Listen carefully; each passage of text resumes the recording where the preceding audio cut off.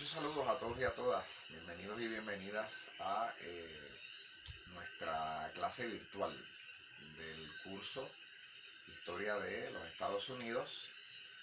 Hoy quiero discutir con ustedes, quiero abundar un poquito sobre la segunda tarea que se les asignó. Ustedes sabían que en la segunda tarea que se les asignó, esta segunda lectura, ustedes iban a estar leyendo desde las páginas 130 a las 134 e iban a contestar algunas preguntas que tenían que ver con ella.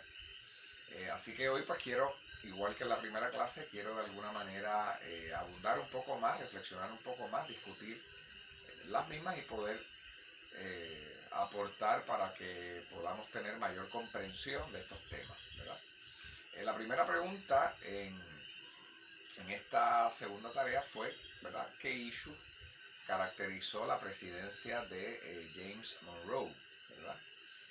Y bueno, pues ahí es claro cuando leemos en esta lectura que la esclavitud fue el tema que de alguna manera estuvo matizando o estuvo envolviendo la presidencia de Monroe. Se nos decía en la lectura que ya en Estados Unidos se estaba dividiendo el país en que los estados del norte habían inaugurado o habían establecido un tipo de economía industrial, mientras que en los estados del sur se estaba desarrollando ya una economía esclavista que, como todos sabemos, ya esa economía esclavista venía desde mucho antes de que se lograra la independencia. Ya eso era una economía que se estaba gestando, inclusive ya desde el periodo de las 13 colonias. Pero la lectura pues nos va trayendo luz sobre eso y nos va dejando saber que ya en Estados Unidos hay una división muy marcada. Los estados del norte han abolido la esclavitud para dar paso precisamente a este tipo de economía industrial orientada a las maquinarias, ¿verdad? Pero todavía en el sur se mantiene el modelo económico esclavista, ¿verdad? Nosotros hemos traído este tema en otras ocasiones. Yo creo que yo había adelantado algo de eso en el semestre pasado, y cada vez que tengo la oportunidad que caemos en el tema de la esclavitud, siempre lo menciono. Y bueno, pues aquí ya lo tenemos quizá confirmado y de alguna manera trabajado con cierto detalle. La esclavitud negra, la abolición de la esclavitud negra, y la lectura, como menciono, es muy clara en eso, no se da por razones humanitarias. La abolición de la esclavitud se da porque hay unos intereses económicos detrás. Y bueno, ante este periodo, ¿verdad?, naciente de lo que se le llamó la industrialización, pues hay un interés de parte de todos estos dueños de fábricas que están construyendo y generando, ¿verdad?, toda esta nueva maquinaria, de vender estos equipos para seguir extrayendo ¿verdad?, materias primas y poder generar riqueza, ¿verdad?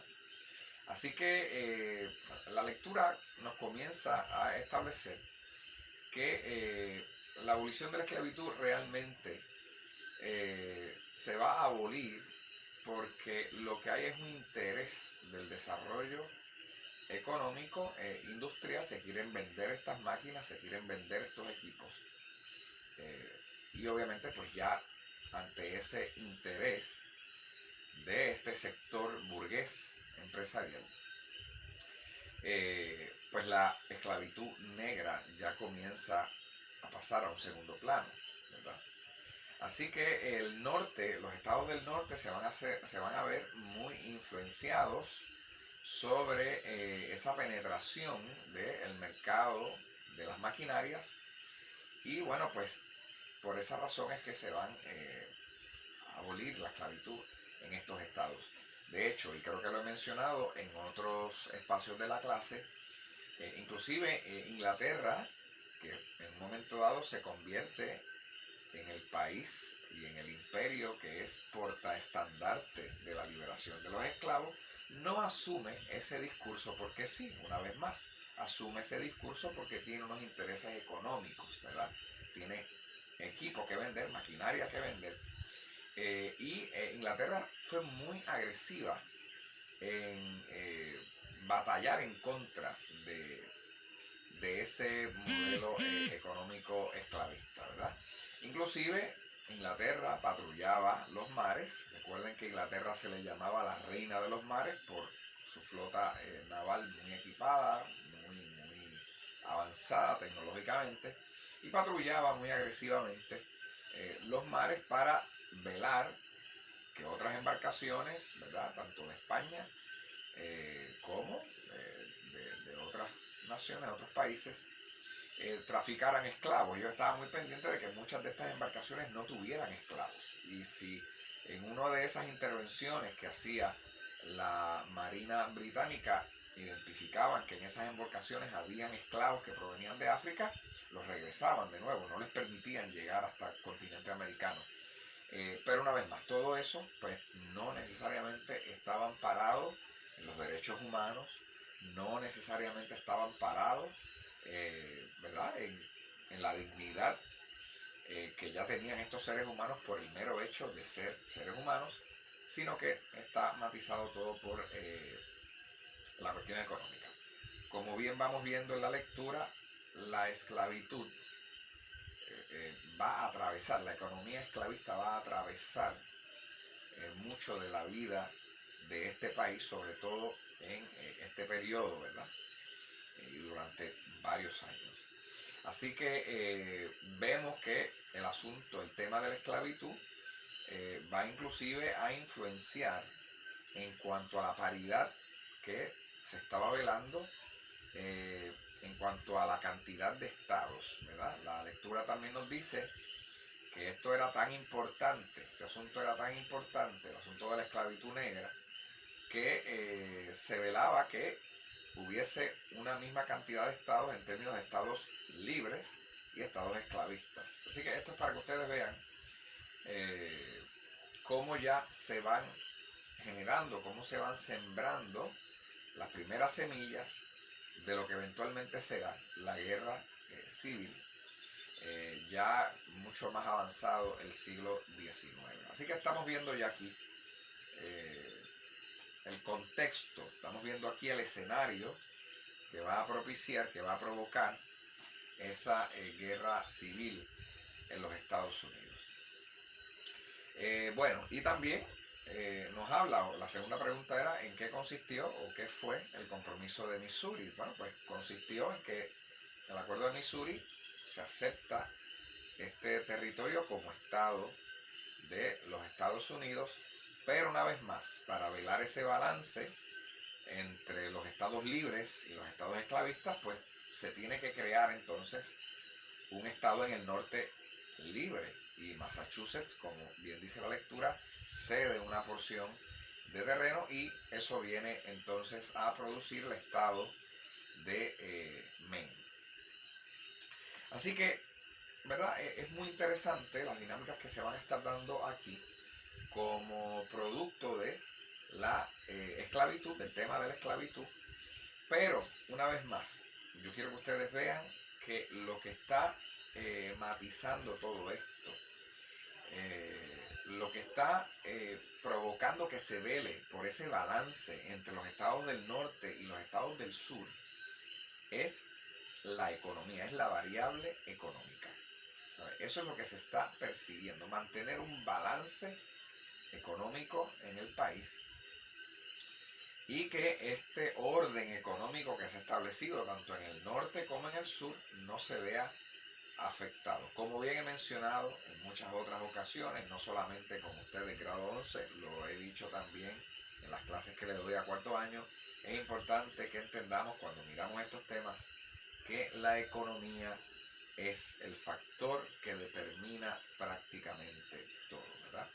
La economía como el hilo conductor o la economía como el determinador de todas las relaciones sociales. Y en esta ocasión, pues no es la excepción. Todo este ordenamiento que se está dando en los estados del norte, en los estados del sur, todo ese balance que se quiere cuidar entre, ¿verdad?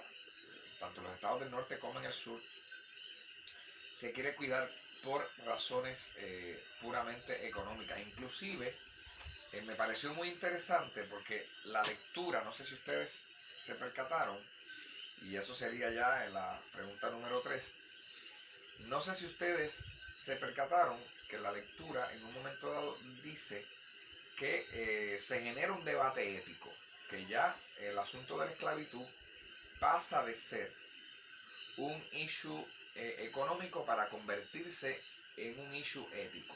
Comienzan a generarse debates sobre si es correcto o no desde la perspectiva de la moral el mantener un régimen esclavista. Entonces miren si la economía determina todas las cosas o determina gran parte de las cosas, que en el norte, en los estados del norte, en el debate ético que se genera sobre la esclavitud, se entiende que la esclavitud es inmoral, que no es cónsono con los principios, ¿verdad? Con los principios más puros de lo que debe ser la dignidad del ser humano, ¿verdad? Sin embargo, en los estados del sur, el debate ético y el planteamiento ético que están utilizando es de que la esclavitud es un instrumento, es una manera de civilizar a estas personas. Obviamente esa postura, esa posición parte de la premisa de que se está viendo a los esclavos africanos como subhumanos, como personas que necesitan ser civilizados, necesitan ser de alguna manera educados, ¿verdad? Necesitan ser domesticados, porque se parte de la premisa que son salvajes, ¿verdad? Ahora es interesante porque ambas perspectivas éticas, ambos debates éticos, tanto en el norte como en el sur, están siendo matizados por el factor económico. ¿Por qué los estados del norte están planteando que la esclavitud es inmoral, que no debe ser, que atenta contra la dignidad del ser humano? Pues porque en el norte se está desarrollando una economía industrial y es el interés que se quiere adelantar. Porque en los estados del sur se está planteando desde la perspectiva ética la esclavitud como un instrumento civilizatorio, porque es el modelo económico esclavista el que se quiere adelantar, es el modelo económico esclavista el que se quiere preservar. Así que yo creo que eso es un tremendo ejemplo de lo que yo he tratado siempre de hablarle y establecerle, la variable económica como el gran determinador de las relaciones sociales, ¿verdad? Carlos Marx llamaba eso el hilo conductor. La economía es, ¿verdad? Siempre la variable económica va a ser ese hilo conductor, ¿verdad? De la historia, esa lucha siempre entre dos clases, ¿verdad? Por la cuestión económica, sobre todas las cosas, siempre va a ser lo que va a estar determinando las relaciones sociales. Y finalmente la lectura termina con la controversia, la primera controversia electoral que se da por el sistema, ¿verdad?, electoral de los Estados Unidos, la controversia electoral entre Andrew Jackson y John Quincy Adams. Ahí estamos viendo ya cómo el sistema electoral estadounidense genera la primera gran crisis. Ahí estamos viendo cómo desde temprano en la historia de los Estados Unidos este modelo electoral comienza a manifestar sus fisuras, ¿verdad? Y ha generado, ¿verdad?, en el caso de la lectura, ha generado una gran controversia. O sea, el sistema electoral de los Estados Unidos, como bien habíamos discutido previo a toda esta emergencia de la cuarentena, etcétera, ya vemos cómo este sistema electoral va generando, ¿verdad?, tiene unos cuestionamientos, se levantan unos cuestionamientos sobre cuán democrático es, ¿verdad? Y bueno, pues ahí vemos muy evidentemente esa primera controversia.